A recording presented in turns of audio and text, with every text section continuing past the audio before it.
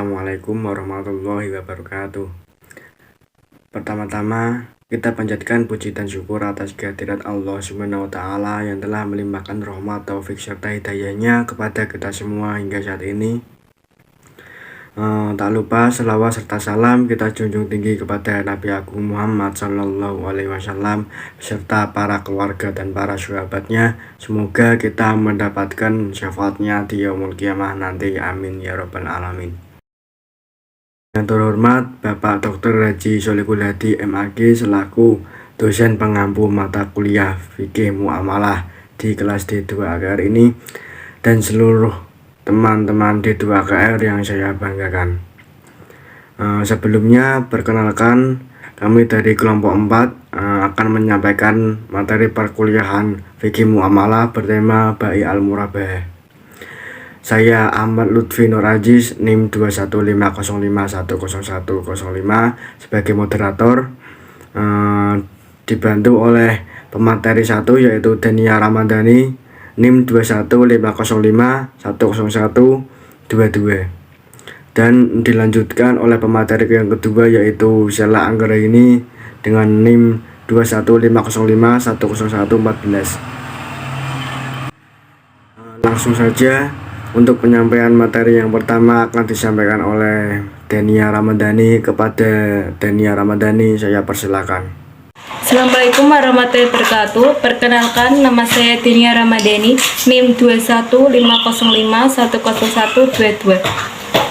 Di sini saya sebagai materi pertama. A. Pengertian Bai Al-Murabahah.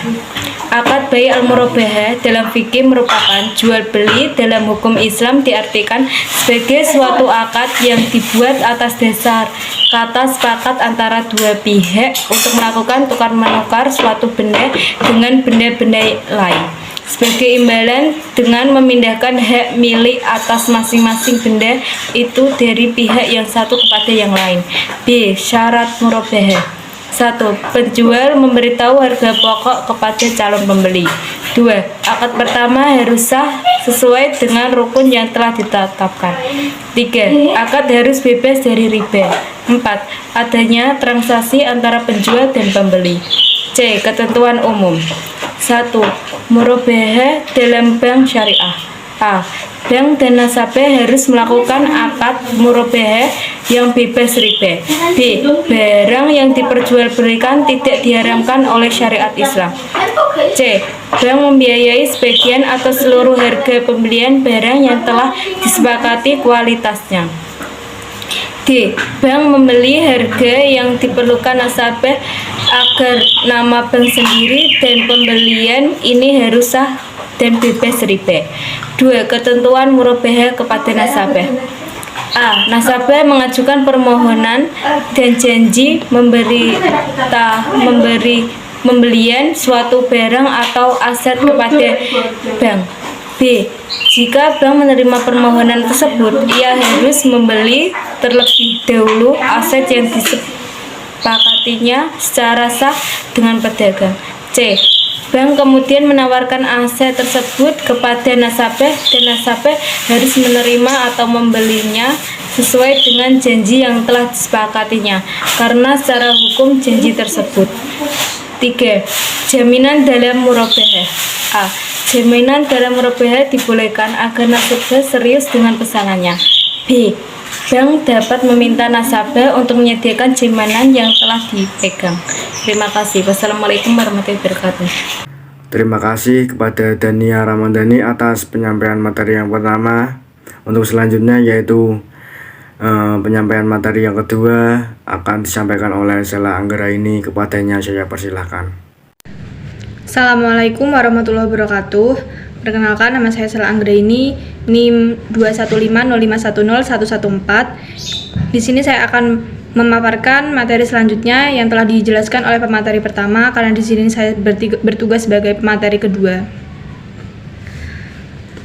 Yang pertama adalah hutang dalam murabahah. Penyelesaian hutang dalam murabahah tidak ada kaitannya dengan transaksi lain yang dilakukan nasabah kepada pihak ketiga. Apabila nasabah menjual barang dengan keuntungan atau kerugian yang didapatkannya, maka nasabah tetap harus membayar hutang tersebut kepada pihak bank. Yang kedua adalah jika nasabah menjual barang tersebut sebelum masa angsurannya berakhir, maka nasabah tidak harus melunasinya dalam tepat waktu atau tidak harus segera melunasi angsurannya. Selanjutnya adalah mengenai penundaan dalam murabahah. Jika nasabah memiliki kemampuan untuk membayar, maka ia tidak diperbolehkan untuk menunda pembayarannya atau tidak boleh untuk menunda membayar melunasi hutangnya.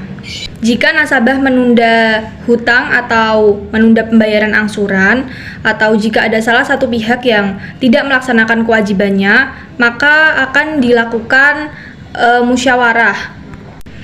Dan jika di dalam musyawarah tersebut tidak tercapai mufakat, maka akan diproses lebih lanjut dengan badan arbitrasi syariah. Yang selanjutnya adalah mengenai kebangkrutan dalam murabahah. Jika ada salah satu nasabah yang mengalami bangkrut atau dinyatakan gulung tikar dalam usahanya, maka pihak bank harus menunda pembayaran dari nasabah tersebut hingga nasabah tersebut mampu membayar hutangnya atau hingga mencapai waktu yang telah disepakati. Yang selanjutnya adalah jenis-jenis murabahah. Jadi murabahah ada dua jenis. Yang pertama adalah murabahah dengan pesanan dan yang kedua adalah murabahah tanpa adanya pesanan. Murabahah dengan pesanan adalah penjual yang melakukan pembelian barang apabila ada pesanan dari konsumen dan di dalamnya bersifat mengikat.